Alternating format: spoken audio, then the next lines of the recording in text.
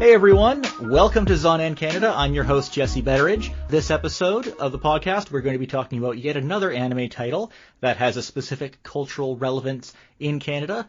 We are talking about Sherlock Hound, or as it's known in French, simply Sherlock Holmes, which, as I quickly realized, is significantly less SEO friendly than the English title, which made research a little frustrating on this.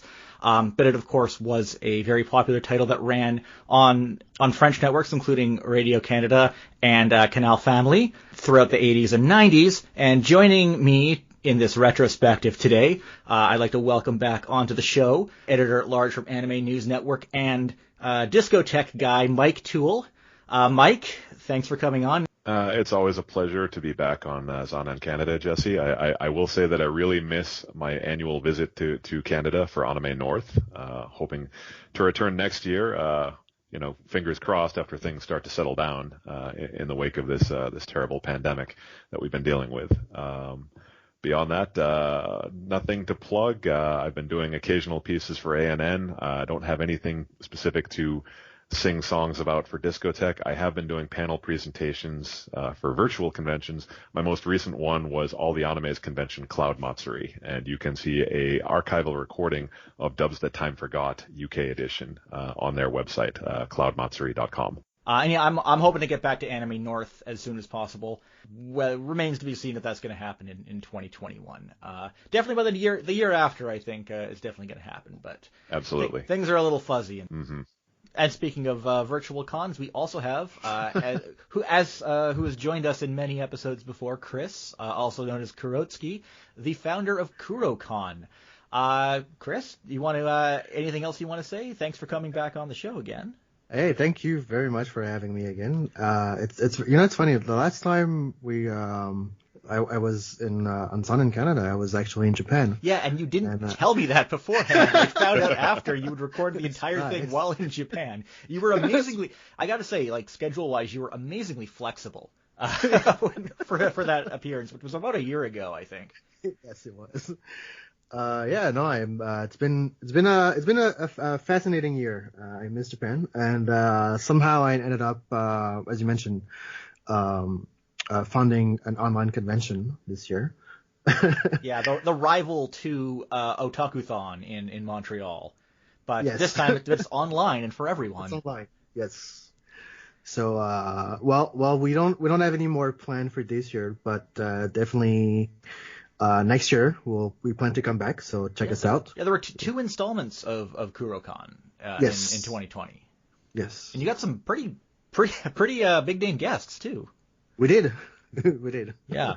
I can't remember. A very fascinating experience. Yeah. That's really great. I'm looking forward to the next one. Thanks for coming on, guys. In terms of Sherlock Holmes or Sherlock Hound, we'll just call it Sherlock Hound, I think, for the purposes of discussion in this show, because things will get a little messy if we try to go with the French title. It was difficult to research. This is actually one of the only titles I've looked at that I was not able to even determine the exact premiere date in Canada, because if you try to search Sherlock Holmes that has aired on Radio Canada, you get like a million different results. So it's hard to pin down, but I've talked to some people. We got some anecdotal perspectives. Chris will be able to shine some light on quite a few things. I think especially the Canal Family airings in the early 90s, which are what you were able to watch on TV. It does look like it started running in about November of 1984, because that's when it ran and started running in basically every country that it would run in. That's very interesting, because that's when the later episodes also started airing in Japan. They pretty much debuted simultaneously, more or less, or when the full run of the full 26 episode run started, because this was as we'll get into, this was quite a fractured production.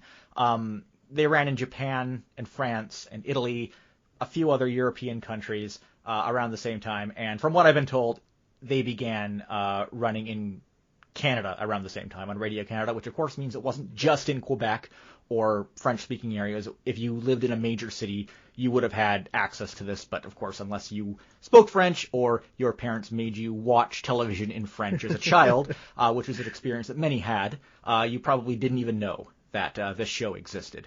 This is the kind of information I come to this podcast to learn, because I know about Radio Canada as a resource for Quebecois folks, but I didn't realize that it's coast to coast in Canada, just in the major cities. As well. Yeah, it is, and that's become sort of more and less prominent as time goes by. Obviously, with cable, you're getting more areas that are going to be carrying it. You can't reliably get it everywhere. But technically they try to make it as widely available as possible, with the idea that those who speak French can access services anywhere they are in the country, regardless of what the actual intention is. It gets us more anime, so yes. That's the real important thing. So this TV series, it was a Japanese-Italian co-production, developed by Porco Rosso himself, Marco Pagot. Of course, it wasn't actually Porco Rosso. It was the guy Porco Rosso was named after. Definitely a Smith-Torrin kind of move there with that film. But what makes this series more widely known is the fact that it is the last television show that was directed, at least partially, by famous guy Hayao Miyazaki. Specifically, the first 6 production order episodes, not broadcast order, because when you watch this in order, they splice the Miyazaki episodes in throughout the first half. But man, when you hit those Miyazaki episodes, they are a real treat. Yeah. So Sherlock Hound is an animated adaptation of the Sherlock Holmes stories by Sir Arthur Conan Doyle. I probably don't have to explain who Sherlock Holmes is. He's a cocaine-addicted prodigy detective. His stories span 4 novels, 56 short stories that were published in the Strand magazine. This was all between 1887 to 1927. He's widely considered to be the most adapted fictional character of all time, at least from a popular, modern pop culture perspective. I think there are a few other things that might that might give him Sherlock Holmes a run for his money in that area. So it's hardly surprising that we would at some point get a steampunk cartoon dog version, filled with all sorts of wonderfully wild, unconventional aircraft. Which I guess the fact that there's all these flying devices in the show, I'm not sure if that would put the stories firmly in the early 20th century compared to the old book or the old stories, which were, generally set at the time they were written, or if the steampunk ideology says that any kind of weird mechanical device that runs on steam or flies could have existed earlier than that. I'm not well versed in all that stuff, but it's definitely an interesting twist. Apart from the characters all being dogs, makes this stand out from other Sherlock Holmes adaptations. So as far as I can tell, Sherlock Hound doesn't directly adapt any of the original stories, but it does take a lot of the broad ideas and creates new original stories with them, which is appropriate because the series as a whole, even the portions that Miyazaki did not direct, are built on his storytelling sensibilities, which are largely visual and largely different from what you're going to find in those classic Sherlock Holmes stories. The series is very much an outlet for Miyazaki at that point in his career, when he was kind of straddling between TV work and film work. So he directed the first 6 episodes. Later episodes were directed by Kyosuke Mikuriya, best known as either the Lupin the Third Part 2 director or the Ulysses 31 director, depending on which means more to you. And Ulysses 31, I guess that's another show. Oh yeah. I'm gonna have to go back and look at again. Oh, absolutely. Yeah. And I have a fantastic dubbed version produced in Montreal. Yeah, I know. Really? Oh, Yep. wow. Yeah, the English dub for Ulysses 31, I think it did air on TV in some markets, didn't it?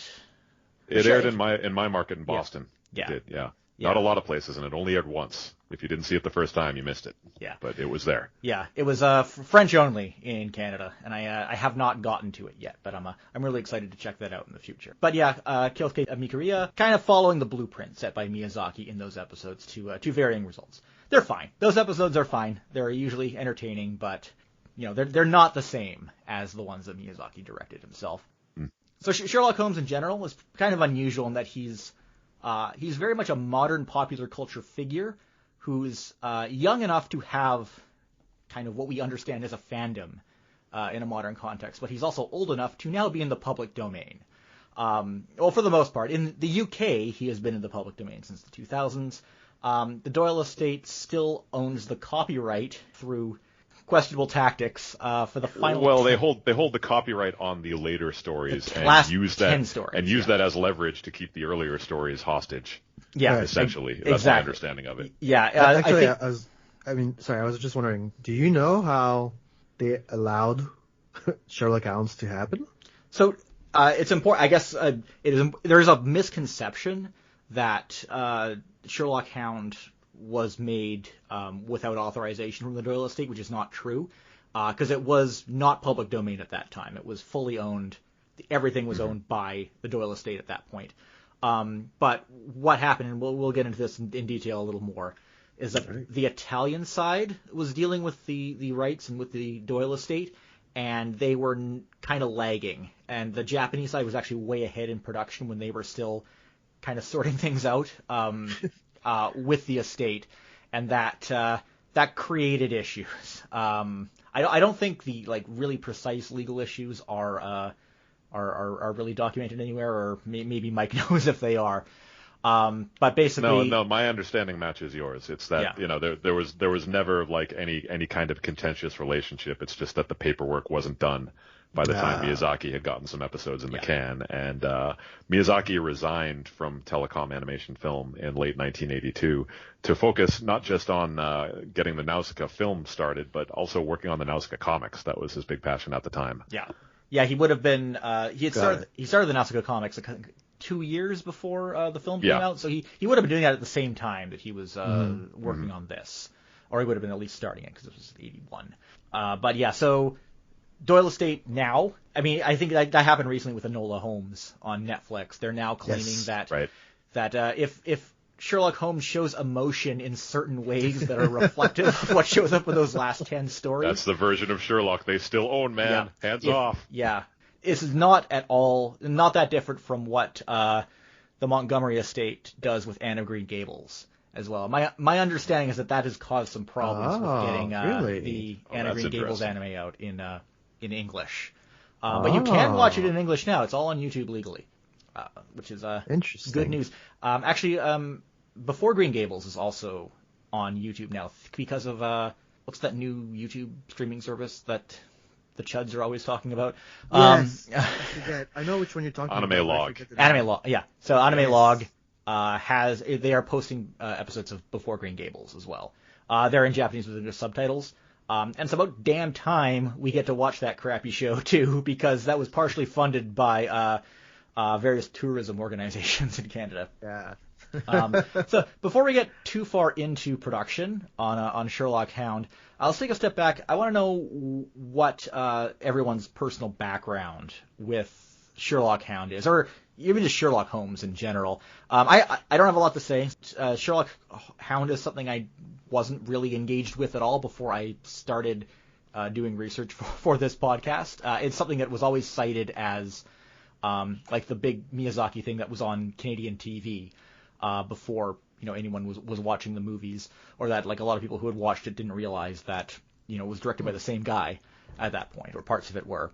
So this is all kind of new to me. The show definitely has a real nostalgic feel to it, despite the fact that I never watched it as a child. So it was a really nice experience. For Sherlock Holmes, my dad was always a big Sherlock Holmes fan, and I think my first exposure to anything Sherlock Holmes related was The Great Mouse Detective, the Disney film with Basil of Baker Street, and I watched it not knowing what it was, and my dad would always point out, oh, that's supposed to be that character, and this guy's Moriarty, this guy's Holmes, this guy's Watson, and they all live underneath the homes of the actual characters and all imitate them in very strange and disturbing ways.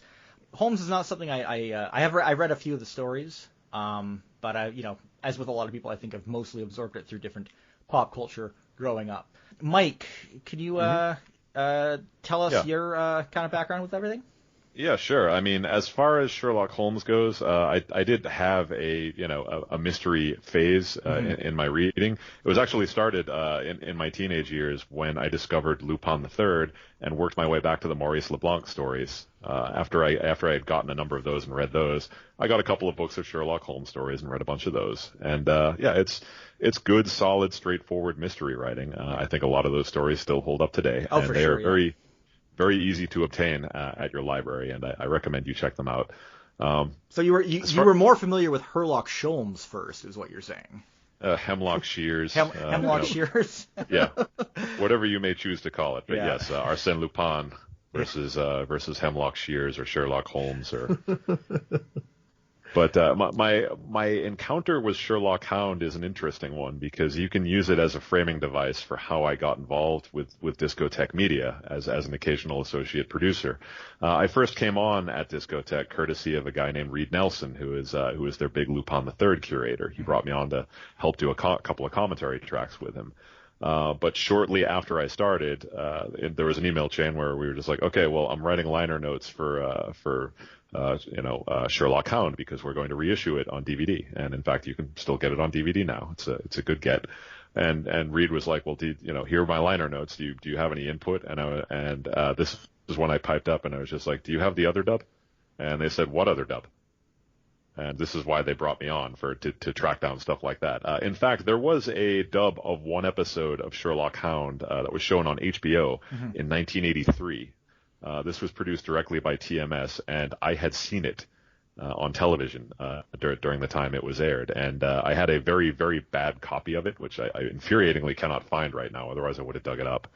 But as it happened, that version of Sherlock Hound could not be included. I don't remember if we were too late in the process of getting the project finished, or if TMS weren't clear that they still had chain of ownership of that particular dub. But that was one of those moments where they were just like, oh yeah, this is why we brought you on as an occasional consultant and producer, because you're the guy that when we're like, okay, we're going to use these extras and these features, and I'm the guy that pipes up and is like, well, what about this other older dub?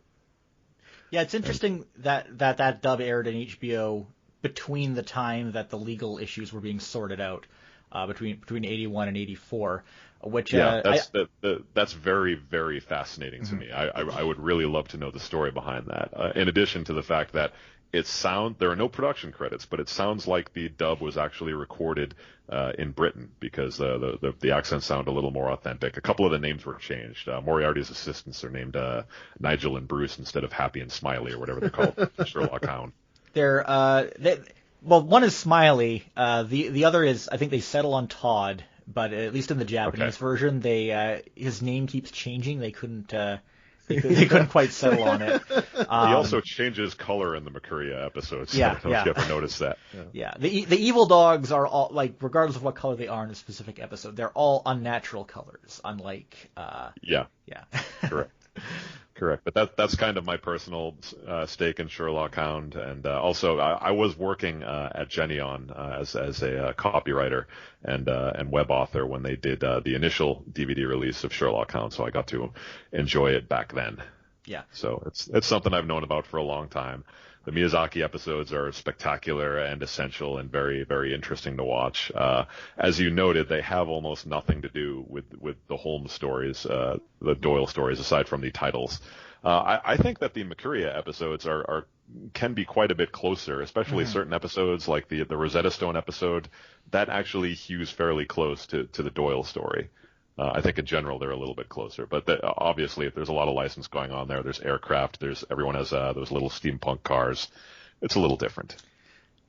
Yeah, and if you are looking to watch Sherlock Hound, as Mike pointed out, the DVD is still in print. It's a little harder to get in Canada right now because Discotheque stuff.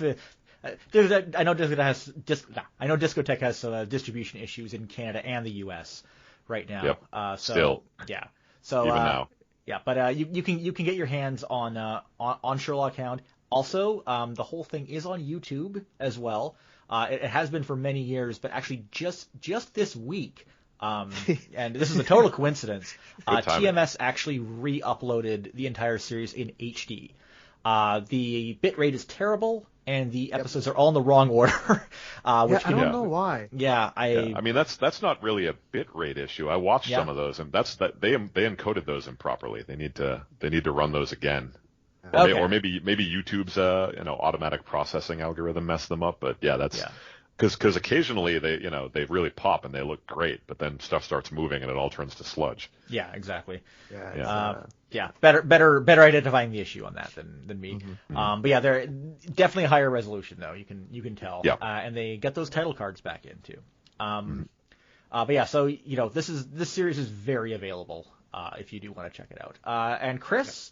What's your background with Sherlock Hound and or Holmes in general? Well, my background is both the same. Actually, my first introduction to Sherlock Holmes was, and the work of Sir Arthur Conan Doyle is actually through Sherlock Hound, which I've watched on the channel called Canal Famille in Quebec. I think it was probably sometime around the early 90s. It's around 90-91, I think. Yeah. That broadcast started. Yeah. Yeah, I do not remember the exact dates, unfortunately. That's okay. Yeah. You were a child. And well, as you mentioned, you just mentioned the name and I forgot it. It's the mouse, the Basil. Yeah. Oh, the Great Mouse Detective. Yeah. Yeah. So when I watched that after Sherlock Holmes, and I kept pointing out the similarities, and I was like, hey, why does it feel like they copied Sherlock Holmes? Because at the time I had no idea. First of all, I had no idea that Sherlock Holmes was an anime, but also I had no idea that it was based on the work of Conan Doyle. Growing up, I can't say that Sherlock Holmes is something that I was really interested in, despite really enjoying the anime as a kid.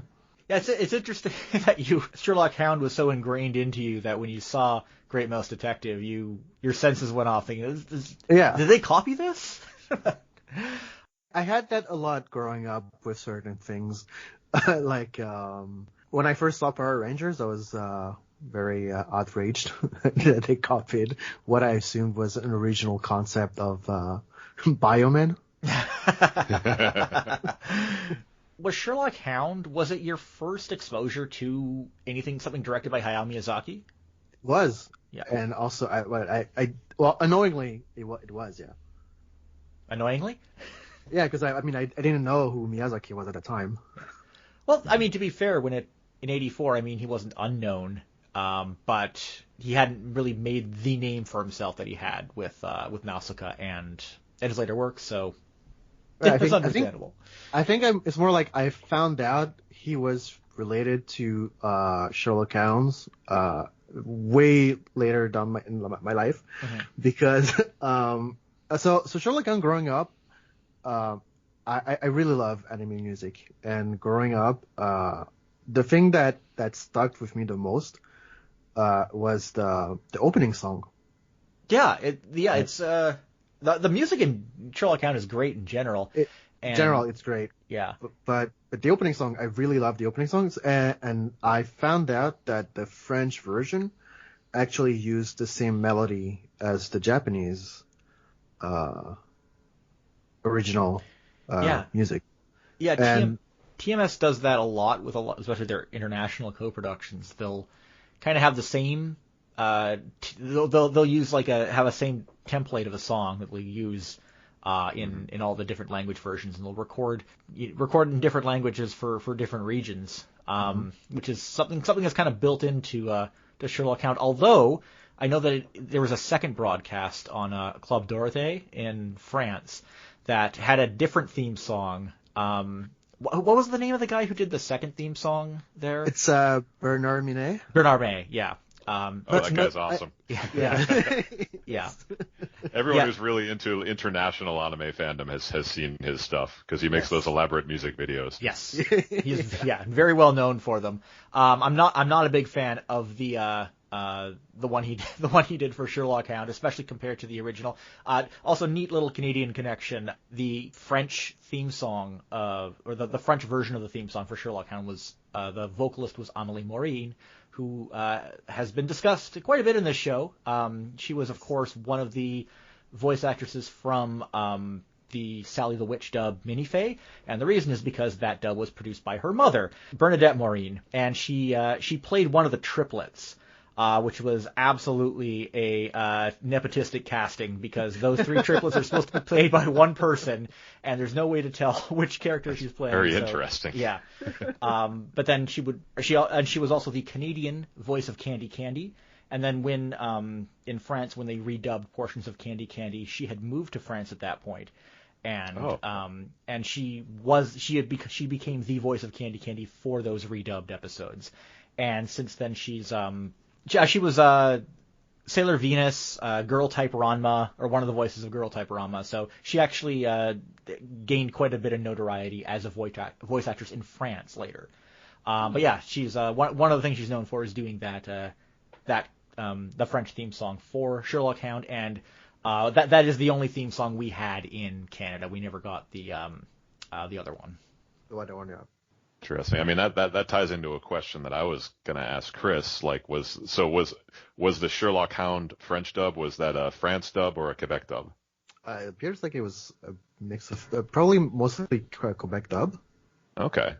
That doesn't surprise me. I know that a lot of French language media is dubbed in Quebec. Actually, sorry, Chris, I don't mean to contradict you, but it was dubbed by Studio Sophie in France. But oh, really? Yes, okay, yeah. Sophie that's a French company. Yeah, it was. Okay. They went bankrupt in 2009, unfortunately. Because the way they speak because the way they speak is closer to what I'm used to hearing is in Quebec. Quebec dubs have a way of saying things, and it was like kind of closer to that. So that's why I assumed it was Quebec dub. We've talked about that before a bit, how oftentimes dubs that are done in Quebec don't sound like Quebec French. They try to make it sound like a more neutral metropolitan French. Yes. Usually, not necessarily because they want to distribute things internationally, but I guess there's just that impulse or that perception that that way of speaking French is more quote unquote neutral, much like how dubbing that's done in the UK often tries to sound American. Yeah. So it's the same kind of thing. So, and then of course, I mean, many voice actors who work in France are from Quebec, like Amélie Maureen is one example. It's not surprising that there's everything kind of blurs together at a certain point. That makes sense. Also, just while we're on that note, one other thing that I noted in the credits, and I don't have an ear for this. I watched a couple episodes in French, and I can't tell. But the voice actors change quite frequently in Sherlock Hound. In fact, I think the only actor who plays the character for the entirety of the series is Sherlock Hound himself. He's played by Sergei Lorca, who he's done like a ton of stuff, but he's mainly known for the voices of various Muppets, and he's also the French voice of Yoda, or the original French voice of Yoda. Yeah. Oh wow. Yeah, but I think that's for the France dub of Star Wars. I don't know if Quebec had it. I imagine that Quebec had its own dub of Star Wars. Yes, most likely. Yeah. So that's just a France relevant thing. But yeah, like Watson had two different actors, Jacques Marine and Jacques Denham, who are character actors who have been in a million things. Amélie Maureen actually played Mrs. Hudson in a couple of episodes, but only in like 2 episodes. For the rest of the series, her voice was done by Francois Pavie, who's that's Rosalie from Rosa Versailles, is I think one of the bigger other anime that she's been in. And then Moriarty had a couple of different voices, but for most of the episodes, he's done by Gerard Hernandez, also better known as the voice of Gonzo. And here's something funny. So in English, I don't know who does Moriarty's voice in English. But he is like, Mike can probably talk more about that, but he's clearly trying to do a Skeletor voice in English, more or less, which is really funny because he doesn't have the same voice actor as Skeletor. That's not Alan Oppenheimer. Yeah, no, he's I can not. see why you'd think he sounds like him, though. Yeah, a little bit. And I just found it really funny that Gerard Hernandez he actually is the voice of Skeletor in French, but he sounds nothing like Skeletor in that French dub. Actually, Mike, is there anything you can say about the English dub? I did no research on that part. Yeah, I mean, the voice of Sherlock Hound himself is kind of mysterious to me. He's a guy named Larry Moss, and I couldn't find any other credits for him. So I'm assuming he was just a commercial voice actor in Los Angeles. But the dub was produced in L.A. It's all L.A. actors. The voice of Moriarty there, who also seems to do the voice of about half of the incidental characters. He's quite good, but you can always tell it's him. It's a little distracting.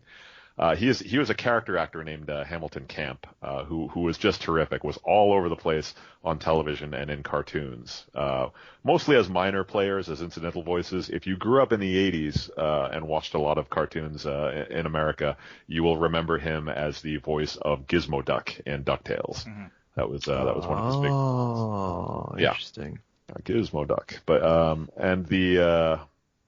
I was going to say, I'm going to have to pull up my notes here. The voice of Dr. Watson, that's Louis Arquette, who is also a screen and voice actor, mostly notable for being the father of several famous actors, Rosanna Arquette, Patricia Arquette, and David Arquette. Wow.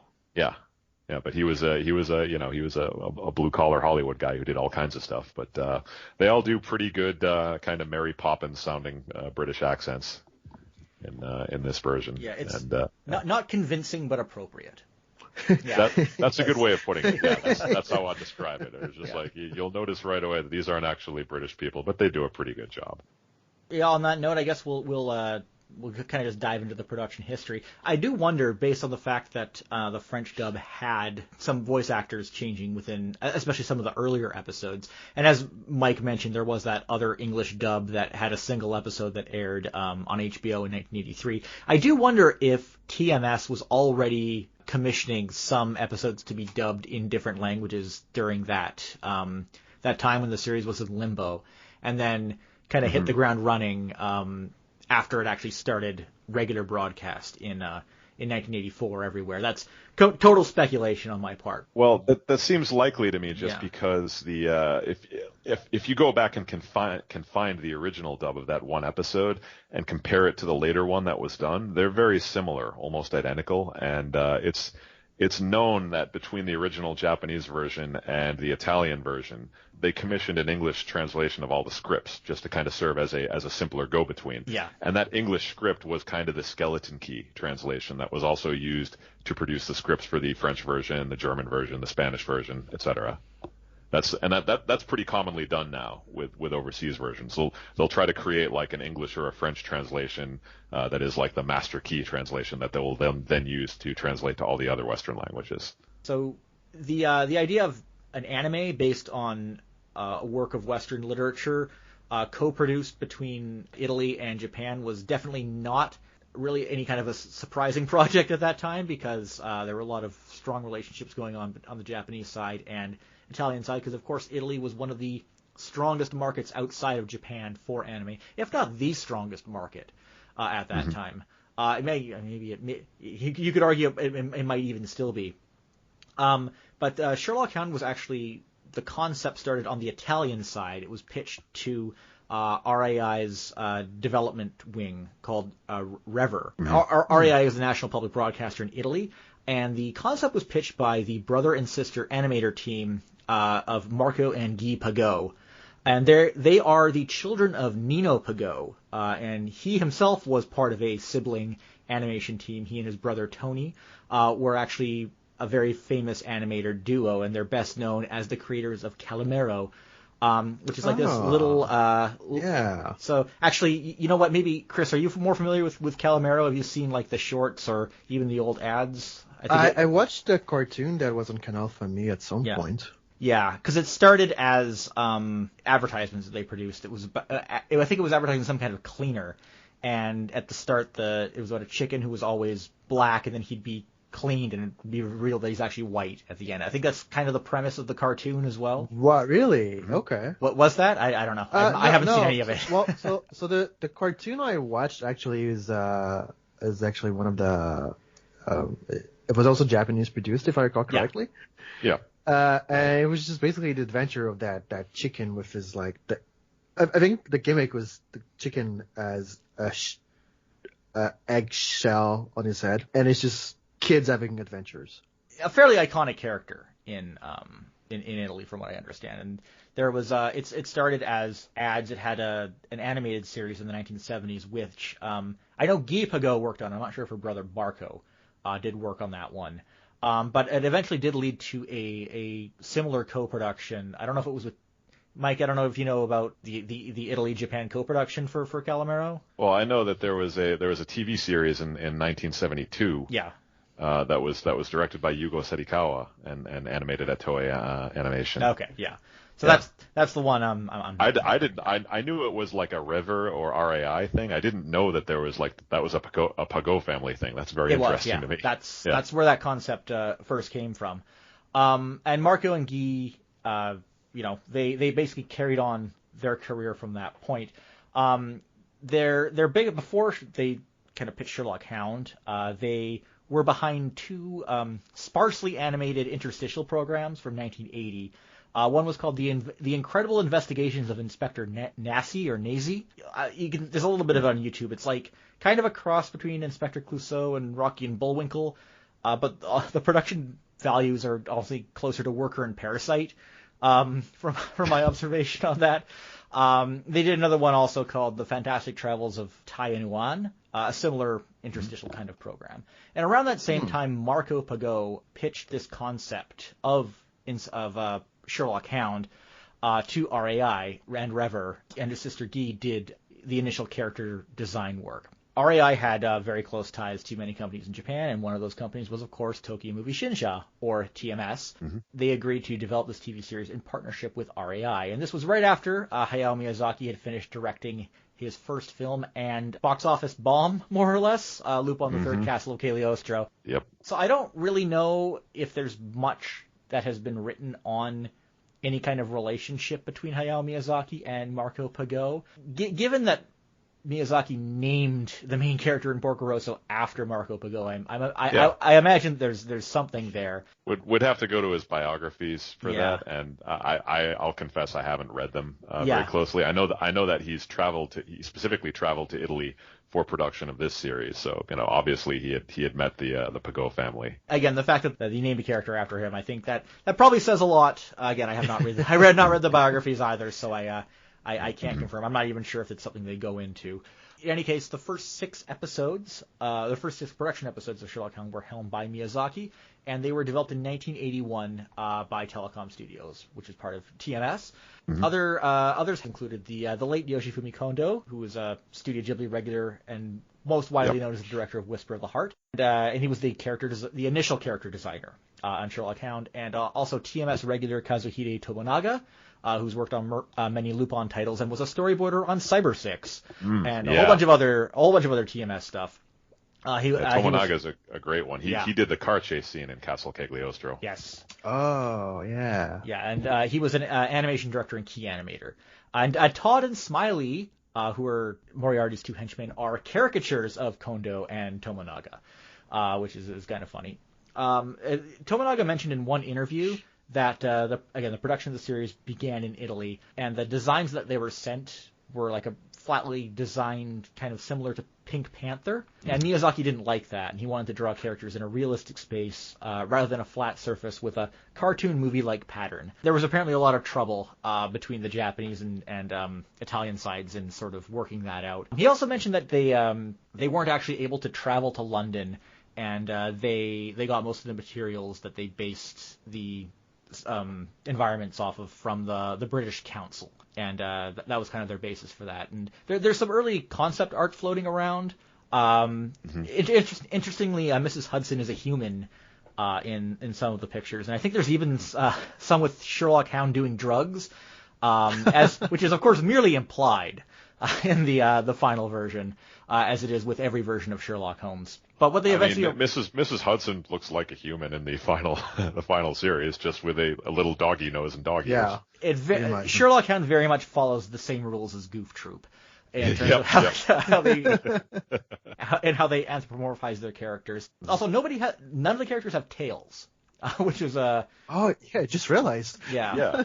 They're streamlined in interesting ways, but every character is a dog, and every other type of animal does exist as an animal. There are cats that are pets and stray animals that are sitting around, and the show, it doesn't often acknowledge the fact that they are dogs. It doesn't play into that very much, but there's a bit of angry growling that happens in one of the episodes we're looking at later, which is kind of fun. Yeah. So as we touched on earlier, everything was going really smoothly and quickly on the Japanese side, but the Italian side, who were working on the negotiations with the Doyle estate, they were falling behind. Problems came up that were unexpected, and ultimately this resulted in funding being cut from the Italian sponsors, and the project had to get shelved because, again, it just kind of turned into a giant mess. So they had completed episodes that they weren't able to do anything with. And also this stall in production was also compounded further by a little production called Little Nemo Adventures in Slumberland, which certainly a title that left its mark on many of the animators at TMS at that time. Yeah, I mean that was the white whale of the head of the studio. Yeah. Who, he almost sank the entire company trying to get that film done. Yeah. Everyone who worked at or with TMS in that period had some hand in that film. So this situation is famously what freed up Miyazaki to direct Nausicaa with Topcraft Studios and then go on to start Studio Ghibli. Sherlock Hound wasn't completely buried, as we talked about before. One episode was dubbed and aired on HBO in 1983 in a very not widely seen dub. It was of Broadcast Order Episode 3, A Small Client, which was the first production order episode, I believe. Yep. So this also leads me to speculate that they may have been doing some dubbing in other languages as well, which is why, cast changes and stuff happened in the French version. But the release of Nausicaa, The Valley of Wind in 1984 created an opportunity to revive this project with the help of Tokuma Shoten, who licensed basically 2 of these production episodes of Sherlock Hound to be released alongside Nausicaa as a double feature. Interestingly, just to be as safe as possible with the Doyle estate, the names of most of the characters except for Sherlock Holmes and Watson were changed for this release to sort of just get around those problems, or at least not poke the bear. That's very fascinating to me. Yeah. My understanding is that there is a dubbed version that was basically only shown in theaters before Nausicaa that had some different cast members and different names. I think the only version that ever got released on home video was the one that was ultimately broadcast. That was obviously a very successful run, and the positive reception helped create leverage to resume production of the series, work things out with the Doyle estate, and get things going everywhere. Only without the involvement of Miyazaki and many of the folks who really made those first 6 episodes what they were. So the additional 20 episodes, which rounded out to a 26 episode order, which was unusually small for that time. I think most adaptations like that would normally run 52, but I don't know the circumstances or decisions that go into making that stuff. But as we mentioned, Kyosuke Mikuriya handled the last bunch, but it appears that most of the actual animation production was not done by Telecom. It was done by Studio Gallop. They did like every 3 of 4 episodes or something like that. So a lot of this wasn't even really being done directly by TMS. And just one more note, a few similar co-productions between TMS and RAI did emerge a few years after Sherlock Hound completed its production. One was Reporter Blues, which aired in 1991 and was actually directed by Kenji Kodama, who was the City Hunter director and the director of the 2nd season of Cat's Eye. I had never heard of this thing before I started researching this. Yeah, it was totally new to me. Even though it aired in French, but this one never aired in Canada. But I think, Chris, we were talking earlier, you mentioned you did see it in Benin. Yeah, I did watch it in Benin, yeah. That's one of those productions that seems to have been dubbed and aired in every major language in the West except English. Yeah. Yeah. And it's very strange, and so much of the backbone of the story is ostensibly in English. Yeah. But the theme song's in English, too. Yeah. The lyrics are terrible. Yep. Yes. Mike, have you seen any of it? Oh yeah. I've seen several. I mean, it's fascinating to me because it's one of those great, the character designs are by Akio Sugino, who did the character designs for Ashita no Joe and Rose of Versailles and Blackjack and all these great classic series. And his design work in that, it's like it's recognizably his work, but it has like a Western Saturday morning cartoon vibe going on. Yes. So it's really different. It's really its own thing. And this is something that we've inquired about with TMS for licensing, and there's a knot there that we haven't been able to untangle, and I think it's because there are several different parties that own rights to it, and TMS doesn't have all of them at hand, because when we've asked about it, they've told us it's not available for licensing right now. Yeah. But yeah, that's something I would love to bring to the English speaking world somehow. But it's a very fascinating series. Yeah, I would love to revisit it because, as I mentioned to Jesse, when I watched it, I think I was about 10 years old, and most of it completely went over my head. Mm-hmm. I think it is on YouTube. From what I've been able to see of this show, it looks like it's a very high quality series, but the uploads on YouTube are unwatchable. It looks so bad you can't really tell what anything is. Unfortunate. Yeah, but I hope that might be something to look into. I'd like to look into a little more in the future. The other co-production that Marco and Deepago worked on with TMS was Montana Jones in 1994, which is basically furry Indiana Jones.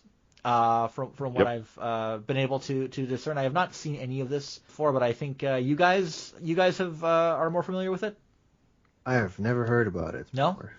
Well, Mike is. I was hoping you might have seen a little of it, because it's yet another show that it seems like it would have been tailor-made to have been dubbed into English at some point, and never was. And it was dubbed into Italian, and it was dubbed into French. But I only know about it because I've seen an episode or two, and yeah, it is very much a furry Indiana Jones thing.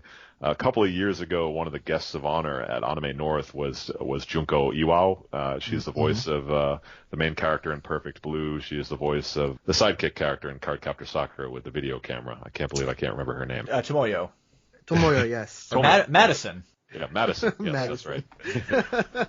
But her breakout role was in Montana Jones. And that it happened because she was cast as one of the female leads, and in between takes she would sing along with the theme song, and that caused the director to say, "You have a good voice, so we're going to have you sing an insert song," and that launched her whole career. Oh, wow. So she spent a lot of her panel at Anime North talking about Montana Jones, and I was like the only person in the room who knew what that was. If you ask me, Montana Jones and Sherlock Hound, that's like the same cinematic universe, man. I'm certain of it. Well, there is another RAI series from '94 called Soccer Fever. Soccer Fever, yes. Yeah. That was specifically a World Cup thing, and that's one that supposedly was dubbed in English, but I cannot find any episodes in English. See, this rings a bell. I think I remember this existing. I don't know. I'm not sure if it aired in Canada. I know I've heard of this before. I have not heard about that. Yeah. Maybe I need to do a little digging. I can't pin it down. I've watched a lot of soccer anime, but that one that doesn't ring a bell. Yeah, same. Like you can find stills and I think maybe a clip or two on YouTube, but it's very obscure. Yeah.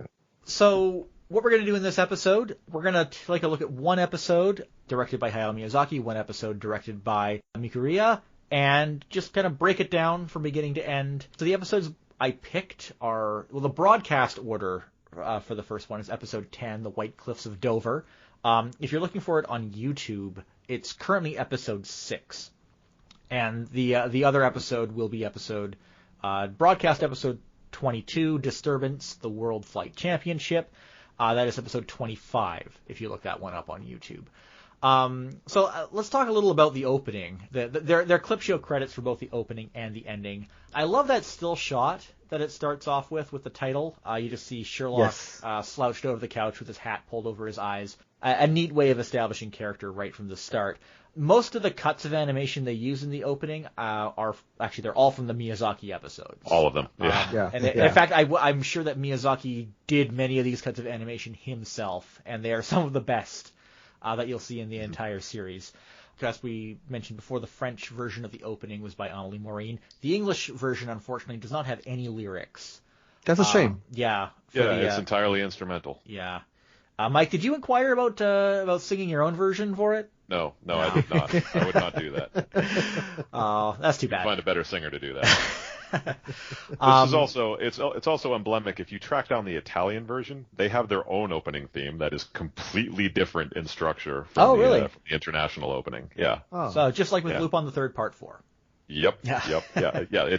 It's very fascinating to me. It's one of those things that it's not enough for them to have their own lyrics, but in a lot of Italian openings in the 70s and 80s, it's a completely distinct song, even though it's using some of the same footage. So we begin the episode with Watson waking up. He is a terrier in this show, and we hear a bit of his voice. I know in French this isn't so much the case, but he's definitely pretty bumbly in the English dub, as Watson often is. Always makes me think of that Kate Beaton comic, The Case of the Two Watsons, which are kind of comparing the original more serious and dignified Watson to the the serious dignified war veteran versus the bumbling idiot.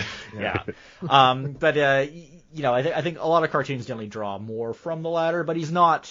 He's not a complete nincompoop or anything like that. He's waking up on his balcony, getting an eyeful of Mrs. Hudson, which establishes one of the things that sets this apart from most adaptations of Sherlock Holmes, is that everyone is horny for Mrs. Hudson. She's a young lady in this. Yeah, she's usually portrayed a little bit older. Yeah, she's always portrayed older. This is. I mean, I'm no furry, but this is definitely the youngest, sexiest Mrs. Hudson, I think, in any version of Sherlock Holmes, and even Holmes himself. Jesse, you're telling on yourself, man. Even Holmes himself seems to have a thing for her, which is a big departure from the original stories. But he gets an eyeful of Mrs. Hudson, who is she's a collie out in the garden, and she greets him, and this again highlights that whole thing. And I think the reason for this change, I think Miyazaki wanted her to be a more active character in the series than she typically is, and this episode is definitely one of the best examples of that. Sherlock over in the next window is brushing his teeth. Very shaggy, rundown version of the character. You don't get too many shots of him like this, but I always appreciate when they throw the little rundown expressions every now and again with the character. And these pleasantries are interrupted by a biplane that flies by as part of the new air post service that is running between London and Paris, and arrives on the scene and crashes nearby. Sherlock and Watson rush out to investigate, and in a very memorable moment, Mrs. Hudson outraces both of them with an axe in hand. And shows that scene is incredible. It's so great. You do not see it coming. It's just like suddenly, Mrs. Hudson, she will fuck you up.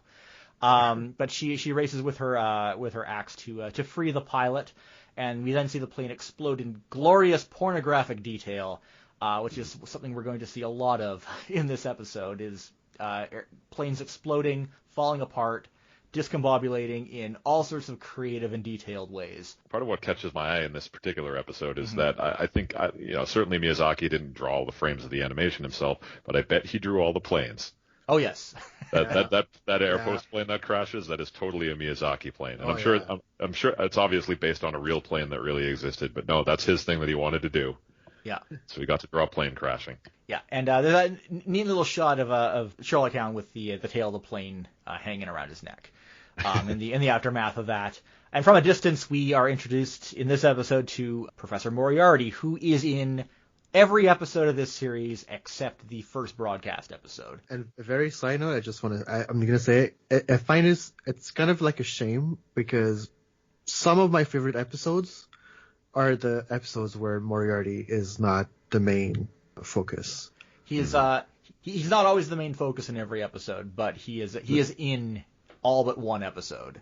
Yeah. And it's a little, it's kind of disappointing. Well, I think it's a little surprising. It's surprising a lot of the time, because Miyazaki is so well known for not having villains, and yet we have in this show, Moriarty is a very formulaic villain that they fall back on a lot. I think I said back in the Cat's Eye episode that with the way TMS approaches TV shows a lot, there's two sides to it. There's the TMS we know that focuses a lot on like really lavish, extravagant animation, and the side of TMS that figures out a formula for something, and they just latch onto it and grind stuff out as much as possible, which we see in like Cat's Eye and Detective Conan. And I think both sides of TMS are something that we can thank Lupin the Third for, because they learned that's where they built a lot of their reputation on extremely good animation and formulaic storytelling that can still remain pretty solid for a continuous. How many episodes was Lupin the Third Part 2? It was 180, 85, I think.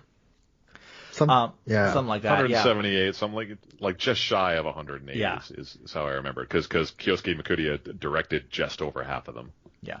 But Professor Moriarty, in this version, he's a wolf in a white tuxedo. He lives in complete squalor all the time, but he wears that tuxedo and monocle. It's always nice and clean.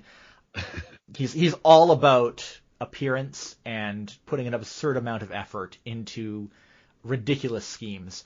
And he is very much a cartoonish villain in this series. And spoiler alert, he is in almost every episode. He is the culprit, and Sherlock Hound usually figures this out within about 6 or 7 minutes. Oh, sometimes even faster. Sometimes even faster than that. The average is about 6 minutes, I find. But yeah, these stories aren't really mysteries at all. It maybe even devalues Holmes a little bit as a detective in the fact that it's always the same solution, more or less. But whatever, that's not the point. He doesn't do any detective work. He does. Yeah, he does a little bit. He waits to spot Moriarty and said, "Aha, it's Moriarty." Yeah. Moriarty always leaves some kind of piece of evidence behind, as he does in this episode as well. But yeah, big giveaway right from the start. Moriarty is the one behind this plane crash, and the pilot, Tommy, was a friend and fellow airman to Mrs. Hudson. I believe this episode is the first one that reveals that her first name is Marie. And her late husband, we don't know exactly what happened to him, but he was also a pilot, and it's implied that he died in some kind of... We know he was a Cocker Spaniel, because you see that in the photo of those big floppy ears. Yeah, and I do like that little... we get a brief flashback. I think it's either at this point or a little later. A very Porco Rosso kind of flashback with them and the gang, and I that's a really nice touch. That was a real nice touch. But yeah, Tommy was a friend of theirs, and he thanks them for saving all the letters from being burnt, and that the new airmail service from London to Paris is struggling because, interestingly, every single plane that has been sent out has faced some kind of terrible accident. Holmes inspects the wreckage of the plane, and he sees a hole in the fuel line and knows that it is sabotage. Everyone heads down to a nearby airfield in a scenic countryside drive. That gives us a good glimpse of the types of automobiles we see people driving around in. Some slightly realistic old-timey cars, but most of them are just like these totally ridiculous steampunk contraptions with the most really impractical steering and levers sticking out everywhere. And I think they meet up with Mrs. Hudson's friend, the Count, and he comments on their mundane vehicle, because theirs just isn't crazy and steampunky enough, and Watson doesn't take that very well. They arrive at a big crowd, all very happy to see Mrs. Hudson, and it should be emphasized that, as suggested earlier, that everyone was very jealous that Mrs. Hudson's husband was the one to snag her in the end. So upon arrival, Sherlock and Watson inspect the airplane, and then we cut to Moriarty's squalorly base, and we see him with his henchmen Todd and Smiley.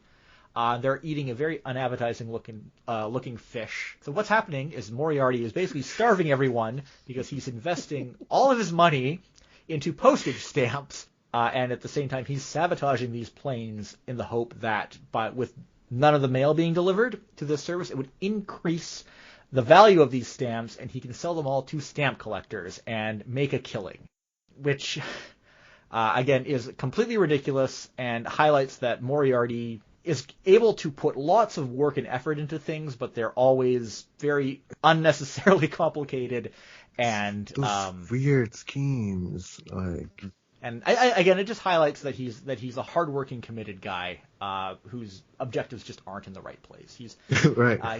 It would be better if he was more like that other anime Moriarty and fought for the underclass and fought to eat the rich and stuff. But no, he just comes up with these absurd schemes. Watson and Holmes investigate this a little further, and then they are captured by Todd and Smiley and get tied up in the airplane hangar. Moriarty reveals the scheme to them and reveals that he sabotaged the plane and also has prepared nitroglycerin in a convenient little jar with a poison sign on it. And I like stuff like that a lot because even if you're watching it in a different language, you can very easily follow the story well. Because it's the storytelling, the way everything is structured is so visually driven, even if you don't catch every detail. You can follow what's happening. So the next day, Tommy begins his flight for a delivery, and Mrs. Hudson begs him not to leave, believing the plane has been sabotaged. We get some real nice Miyazaki flowing grass as the plane takes off, which, the type of detail where he's not just emphasizing the aircraft, but how they influence the environment around them. And like the kind of thing you see a lot of in Porco Rosso and The Wind Rises and all that stuff. Yep. Then we have a very intense scene where Sherlock tries to break the ropes using the smoke from his pipe. And he's always smoking a pipe in like every shot in this. He uses the pipe to burn the rope, and Watson is all sweaty and nervous as that happens. It's a nice little sequence. And then as Tommy takes off, Sherlock bursts out of the airplane hangar on an old-timey bike, and this is one of the shots they use in the opening credits. And a really great one. Still smoking his pipe, of course. And somehow he's able to cause the bike to leap up and grapples onto the plane. Watson also tries to do this, but he falls onto the ground after, again, part of the plane breaks off at the bottom. And then Moriarty takes off in his own trademark pterodactyl pink plane. Yeah, you have to have a plane that looks like a monster. Yeah. Very important. This is Moriarty. He has a few different aircrafts as the series go, but this is the go-to. Is his pterodactyl. His pterodactyl plane with a pink pterodactyl. Yeah, with a flat front. It's a real fun design. So Mrs. Hudson's friends, they all take off in their own planes, or they try to at least, because they've all been sabotaged, and we get extended sequences of all these planes breaking apart in a real fun variety of ways. And you see all the debris flying around. I'm sure Miyazaki, he probably didn't draw all of them, but he was probably very specific in making sure that they all came out in a very certain way with different. Well, I'm sure he made sure those plane designs were the ones that were used. Yeah. And I mean it echoes his work both in the Lupin the Third Albatross episode and later on. Actually, what that brings to my mind is when they try to launch all the vintage aircraft in the Cowboy Bebop movie, and half of them are falling apart. Oh yeah. So maybe that's a callback to this episode. Maybe, yeah. That's I didn't think about that one. I haven't watched that movie in quite a while. I should go back to it soon. With their aircrafts broken, the pilots all pile into a small normal car and chase after them. And that's another Miyazaki trademark, is having a whole bunch of characters either pile into or out of a small space. And we see a bit more of that. There's no police officers in this episode, but you see a lot of police dogs piling into cars and chasing after Moriarty in quite a few episodes. Sherlock hangs onto the plane because he's trying to search for the nitroglycerin that's been planted somewhere on the plane. And this whole sequence, he turns into Lupin basically and contorts his body in a variety of ways. Well, it's a very Buster Keaton kind of thing, to scramble back and forth on the wing of a plane in flight. Yeah. Definitely not something you'd expect of Sherlock Holmes most of the time. But he's basically trying to repair the plane as it's falling apart in a variety of ways. Eventually the sun shines down and reveals to Sherlock that the nitroglycerin is inside the wing. Not much of a deduction, but, it's fine.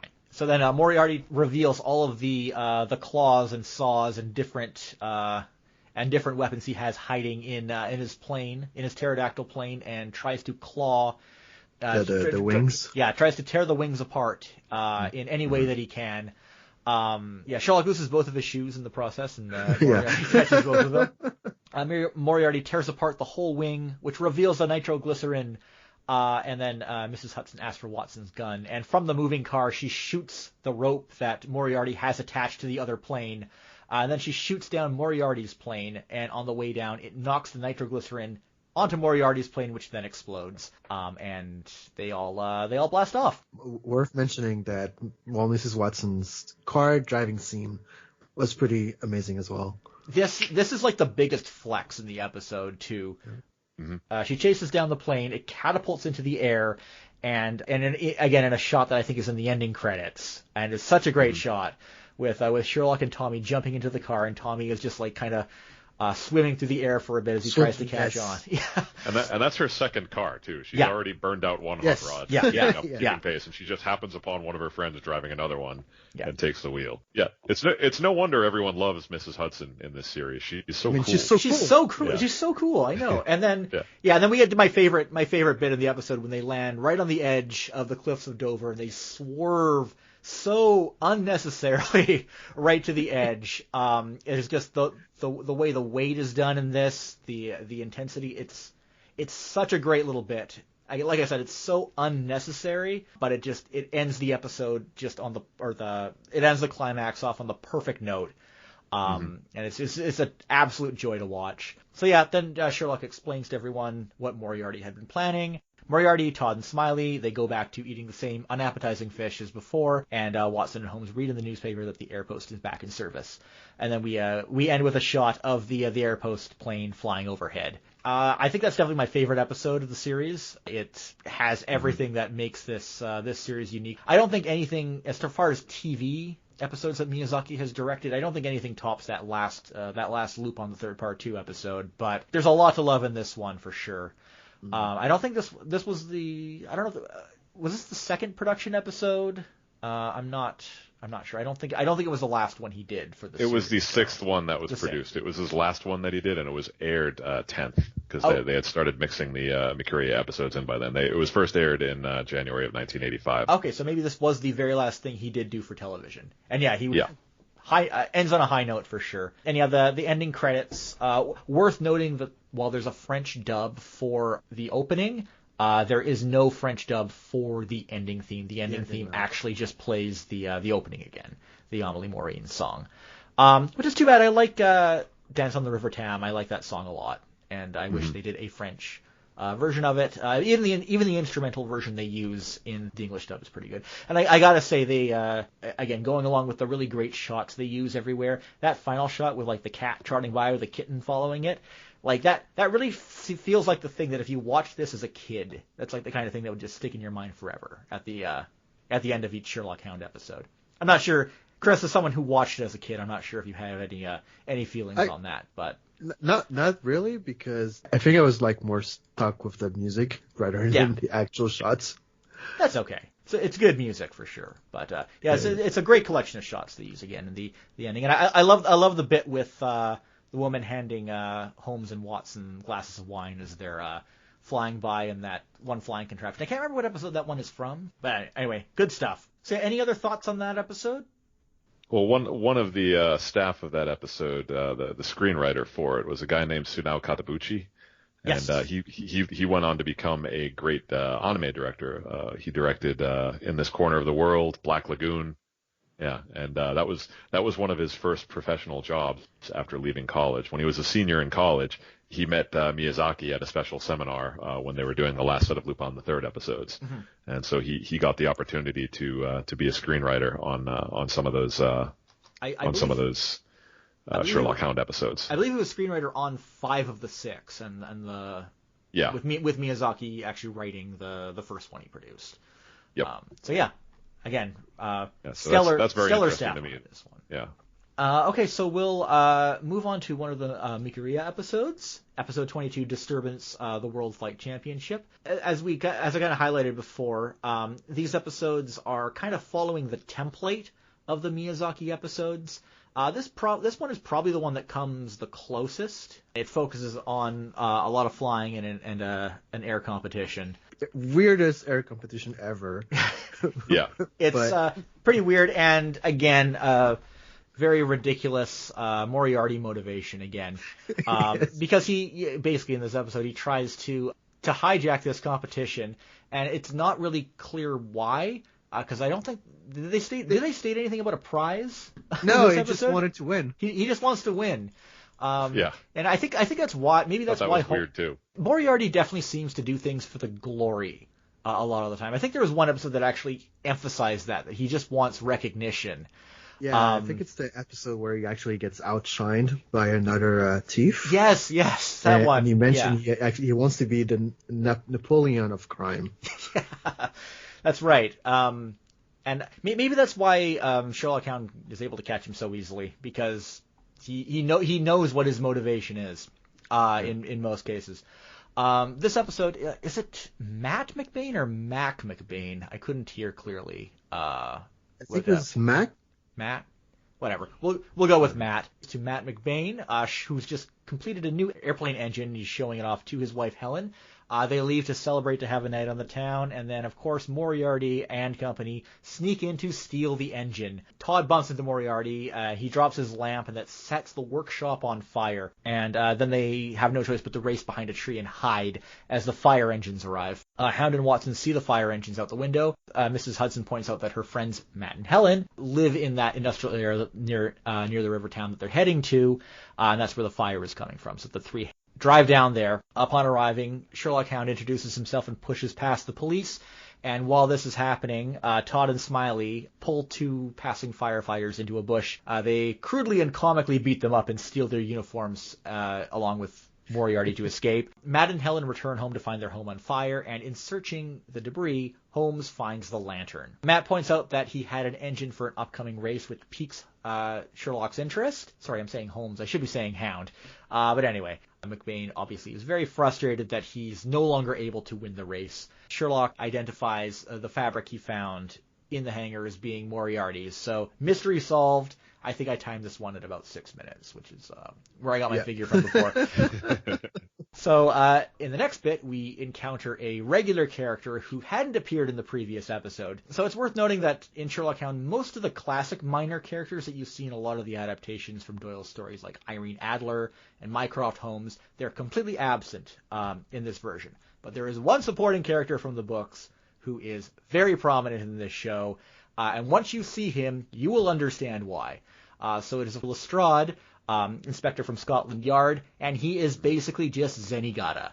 He is dog Zenigata, and is he a bulldog? He looks kind of he's a bulldog. Yeah, he's bulldog Zenigata. He is more Zenigata than he is any kind of dog. And so he is, of course, the Scotland Yard detective who consults with Sherlock, and we don't see him at his most Zenigata in this episode, but usually when he's involved with a lot of scenes that have a pile of police dogs chasing after Moriarty, or all piling into cars, or big elaborate chase sequences. A lot of the time it seems that they really want to have Lestrade chase Holmes, but they can't because the story doesn't justify that. They can't go full loop on all the time. So we see Lestrade being driven around, and an engine is dropped from the sky into his car from Moriarty's pterodactyl plane. And Lestrade immediately identifies it as such. And here, I was talking earlier about how there's a lot of angry growling in this episode, and he gets pretty growly in this bit. Rare moment where they kind of play into the characters as dogs, which they don't do very often at all. We get a small chase sequence, and then Moriarty escapes flying under London Bridge. Ultimately, not a whole lot going on in this bit. It's a little fillery. Sherlock Hound finds the abandoned fire engine and fire uniforms that Moriarty and co were using, and he also finds tracks indicating that they took off in the plane and installed McBain's engine. Watson finds information in the newspaper about a mysterious entry in the race called the Black Eel. There was almost no point in even solving the mystery because it is just a picture of Moriarty. And we get Watson does some more angry growling in this bit, which is pretty funny.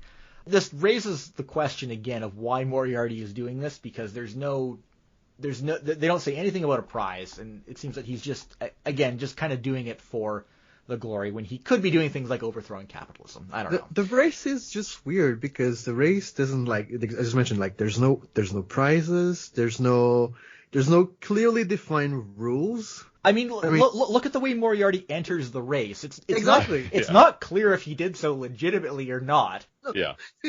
In the next bit, they head down to the airfield to talk to the contest organizers, and they don't seem to know what they can do about it, despite the fact that his participation seems to be completely unofficial, even though it was announced in the newspaper. And he doesn't, and of course Moriarty doesn't properly enter the race. He has to covertly enter from the secret base hidden under a hill. Before they go do the investigation, Sherlock and Watson meet Mrs. Hudson in the airfield, and of course Sherlock is quite taken by her sexy air uniform, and a shot that I'm definitely going to make a GIF out of in advertising this episode. He has a little puff comes out of his pipe, which is really great. I noticed that too. That was subtle. Yeah. And the three take off together in a biplane. Lestrade follows them across the channel in a small puttery little steamboat, and that's when they go to inquire about the contest in this Black Eagle entrant. As the contest begins, Matt McBain arrives in a new plane, and before the race starts, Moriarty reveals his new plan again with this elaborate and unnecessary reveal where they open the gate from a windmill. It's a fun little sequence, but it raises more questions than anything. The takeoff seems normal, but suddenly, again, the planes start falling apart as Moriarty joins the competition, and he lowers rope handles for Todd and Smiley to grab onto. And we get more planes falling apart. This isn't quite as compelling a sequence as we saw in the previous episodes with the planes, but of course the spirit is there. And I think that's what Mikuriya does best when he's kind of following Miyazaki's template, even if he doesn't follow the approach by the letter. So Moriarty gives a very animated, big-mouthed laugh, and he chops off the wings of one of the biplanes with big lobster claws, and he saws another plane in half, widthwise, with the propeller. And I should note he's not driving the pterodactyl. He is in a Black Eagle themed aircraft this time. So he tries to shoot down Mrs. Hudson and Watson, who are also in another plane, with a machine gun that's hidden in the beak. So Moriarty shows up and basically sabotages the planes. It's either he sabotages contestant planes or like destroys them while in flight to win the competition. Yes, to win the competition. And which brings the question as to why bother stealing the engine in the first place? It's like if he was going to do that. He tries to win the contest by illegally entering, stealing an engine, and then just sabotaging the other contestants. And it's just like it's a very non-committal effort. It's a lot of effort, but he doesn't seem to have a lot of faith in himself. Well, we wouldn't have all this shaky plotting if Sunao Katabuchi had written the episode. Yeah, so then we have a fun sequence where Watson pulls out a picnic basket and basically tries to fight Moriarty and his underlings with food. And these are some fun bits because they just kind of let go of the food and let it fly off in a different direction. We get a nice slimy chicken leg hit Smiley in the face. He pours tea out of a thermos, and he pulls out a cake, which just kind of levitates into Moriarty's face. Holmes leaps onto Moriarty's plane and climbs onto the wing, and Todd and Smiley crawl out, and they try to peel his fingers off the wing. It's, again, a far cry from the kind of similar confrontation we saw in the last episode we looked at. But, it's different. And Mrs. Hudson manages to knock them off by just kind of releasing an apple into the air. And then we have the showdown between Sherlock Hound and Moriarty. Moriarty draws a gun as all three planes and Lestrade's car watch in anticipation. Moriarty fires. Sherlock is able to dodge and jumps off the plane, only to be caught by McBain's plane. And there's a great little bit where Moriarty's the engine blows up, and then he jumps off the plane without a parachute, and he uses his cape as a parachute. So a lot of holes in this plan, and that he didn't have a parachute of any kind apart from his cape. And then he gets run over by Smiley and Todd in a tractor, and then is being chased down by Lestrade. McBain and Mrs. Hudson both reach the end of the race to a cheering crowd, and Helen is waiting there for Matt, who is declared the winner. But again, I don't understand how he's the winner because nothing in this contest makes any sense. They celebrate with champagne and hors d'oeuvres. In the English version, I don't know if it was different in French. Watson asked if Moriarty is allergic to any of these foods, and Holmes says just a failure, and everyone laughs. I don't know if I missed something there because that's kind of a weird note to end this episode on. But it's a fun episode for sure. Again, it does kind of make you think of the Miyazaki episodes and wish it was more like them. But it captures... I think it strikes a good contrast. It does, in a few ways. Because they're similar subject matter, but Mikuriya's work is a lot flatter. And it's less busy. Yeah. A little more straightforward, a little more workmanlike. His line work isn't as strong. The characters look a little blobbier and less distinct. Mm-hmm. Than they do in the Miyazaki episode. One thing I did notice is that the colors pop a little bit more. They're a little bit brighter, and I'm wondering if that's because the animation director on a lot of these Mikuriya episodes was a guy named Takeo Kitahara, who died a few years ago. But he was one of the Inspector Gadget guys, and he went on to be like one of the main animators for City Hunter. He did like the animation for all the opening sequences and was one of their main animation directors. So good use of color. but definitely a different style. I'm also convinced that the postal airplane from the Miyazaki episode, they totally reuse that. Like the same plane totally shows up if you keep an eye out for it. It doesn't surprise me. I didn't catch that, Yeah. but it doesn't surprise me at all. Well, there any other thoughts in this episode before we wrap up? I was just really confused by Moriarty. Like the second time I watched this episode, I was more confused by it, probably because I was paying closer attention. Well, I mean, that episode really, in particular, tests the limits of Moriarty as an interesting villain rather than just a very silly, cartoonish character. He is one of the best and worst parts of this show. Yeah. He's a fun character, but man, it's just like having him nearly every plot revolve around him and try to think of different ways to have him be at the center of everything or be behind everything. It gets pretty old.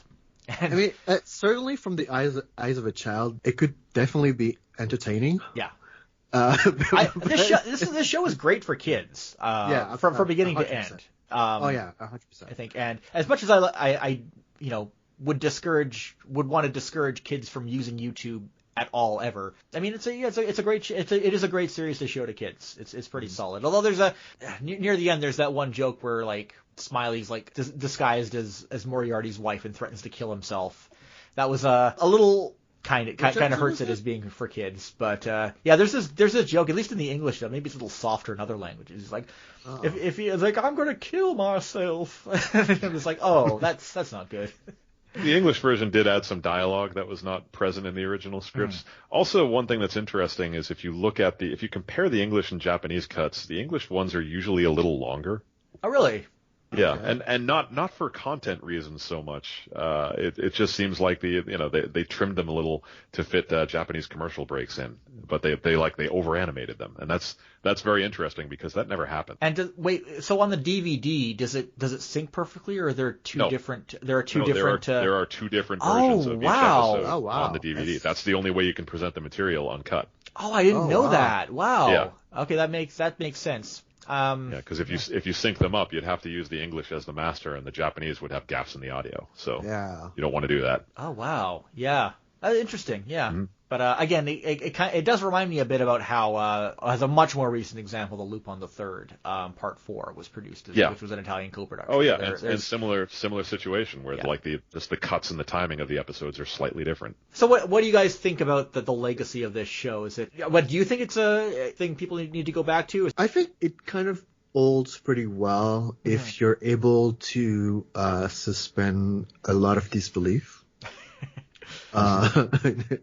If you can accept dogs as characters, for example. I mean, it's not just that one episode where Moriarty just makes no sense.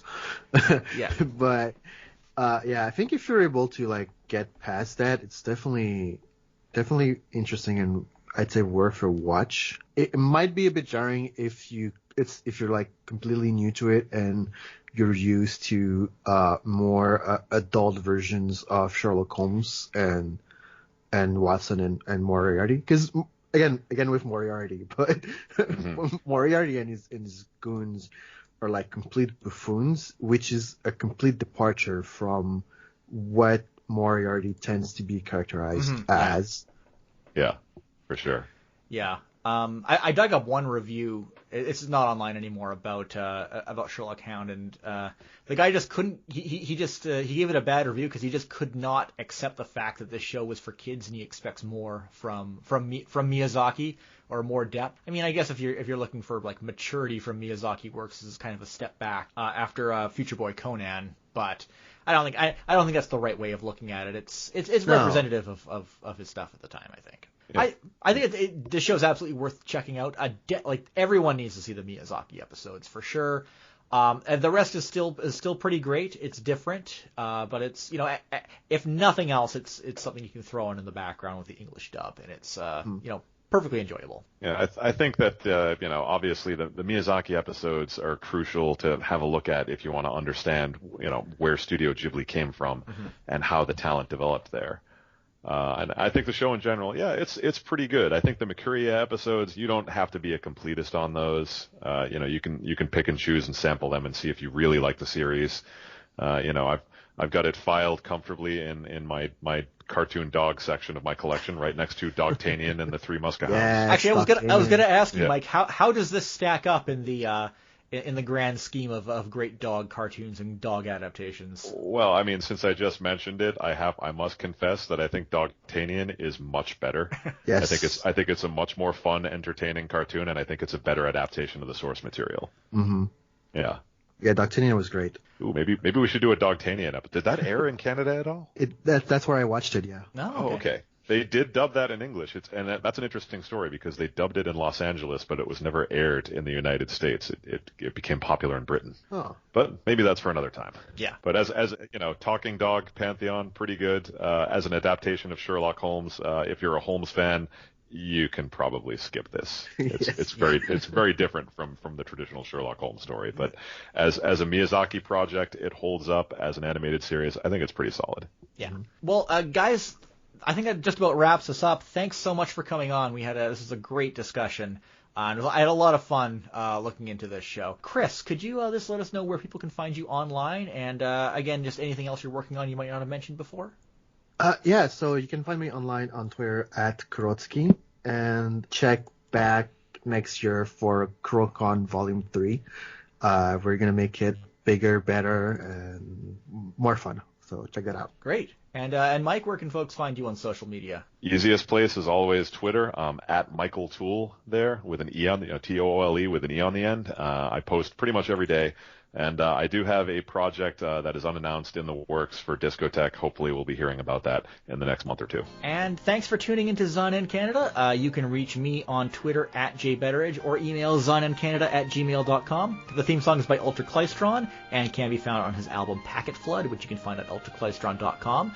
Please subscribe to the show on Apple Podcasts, Google Podcasts, Spotify, or your podcast app of choice. I do have a Coffee account as well. You can find that at ko-fi.com/ZonNCanada. If you like what I do, feel free to leave me a tip. And yeah, thanks for tuning in. See you again.